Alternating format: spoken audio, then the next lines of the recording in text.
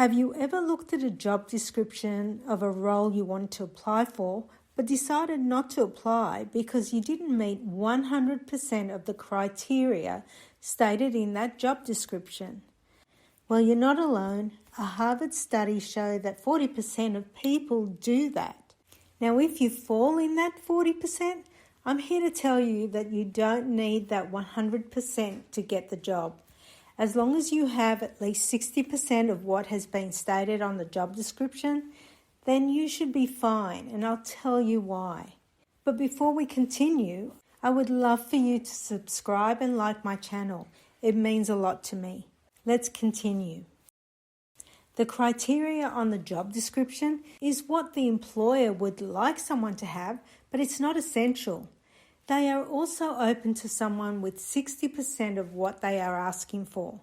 They want the right person to fill that role, and personality is part of that equation. First and foremost, to get your foot in the door, you need a good resume. Make sure it's not cluttered, and add a summary statement at the top. Now, if you're wondering what a summary statement is, it's a summary that grabs the attention of the employer by highlighting your qualifications. An employer may not read your entire resume. A summary will give them a snapshot of your work experiences, achievements, and skills.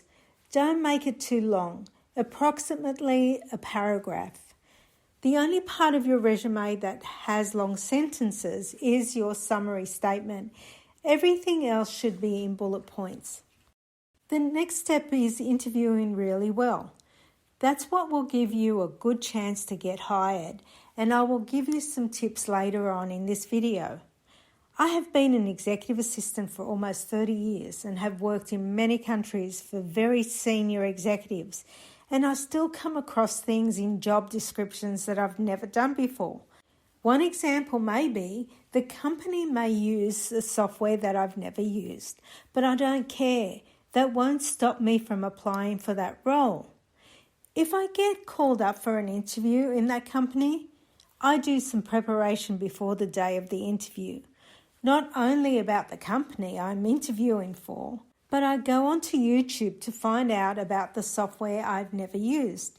And if I'm asked at the interview whether I've used that software, I always tell the truth. But I also mention that I've done a lot of research on the software and I understand the concept of what it's used for and how it's used, and I know I won't have a problem learning it. I find that if you come across confident in an interview, then you are setting the stage and changing the mindset of those around you. Being nervous is natural. However, you can do some things to help you relieve or reduce that nervousness. What helps me before I go into my interviews is I tell myself it doesn't matter if I get this job or not. It's a good experience that will help me get better at interviews. I am going in there and I'm going to be confident and I am going to be myself. I tell myself the interviewers are not better than me. They too had to go through the interview process themselves to get their job. I tell myself this company would be lucky to have me as one of their employees. The reason I do this is because it shifts my mindset and gives me confidence and helps me to believe in myself, in my skills and in my values. I have done this enough times that I hardly think about it anymore. I am now confident about my skills and about my value. You can also use this self-talk to negotiate the salary that you want. You need to tell yourself why you deserve it, such as, I have worked hard on my skills. I have worked hard on my education to get myself to where I am today.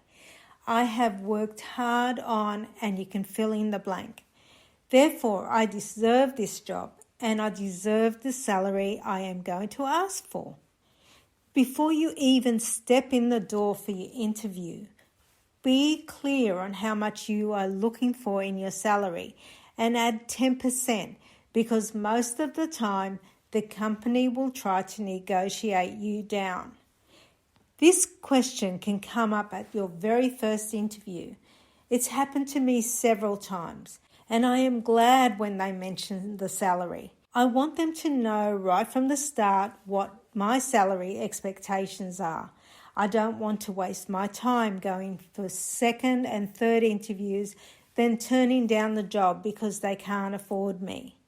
Whilst we are on the subject of salaries, if they ever ask you what you currently get, just let them know nicely. I would rather keep that private. However, my salary expectation is this much. That amount is aligned with what the market is paying for someone with my skill set. Don't lower your salary expectation because you only know 60% of the job. I can almost guarantee you that in 3 months you will be up to speed and know 100% of your job, and you won't be able to ask for a pay rise now that you have achieved 100% of the criteria.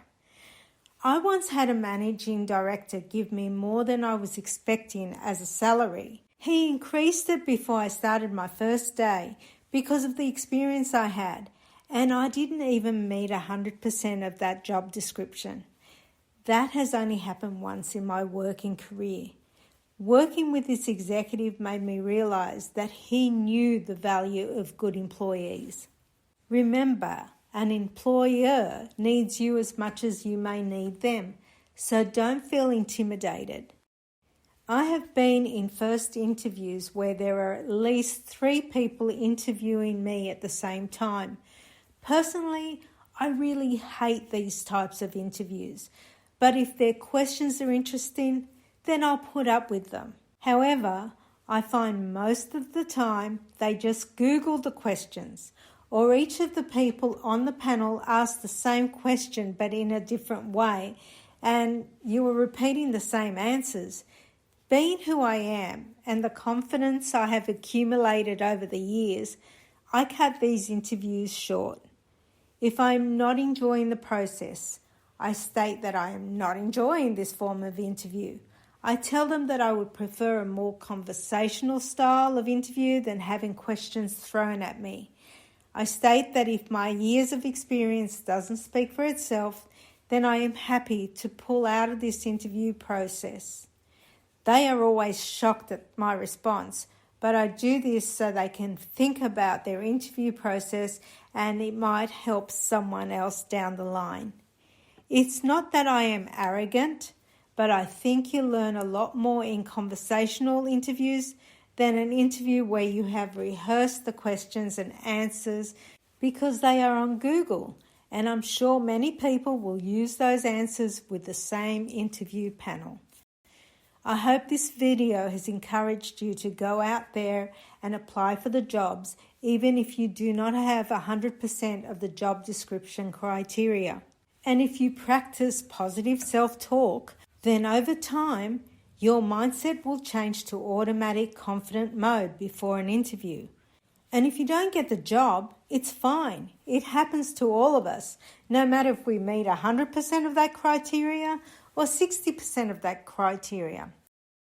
Don't worry, your time will come.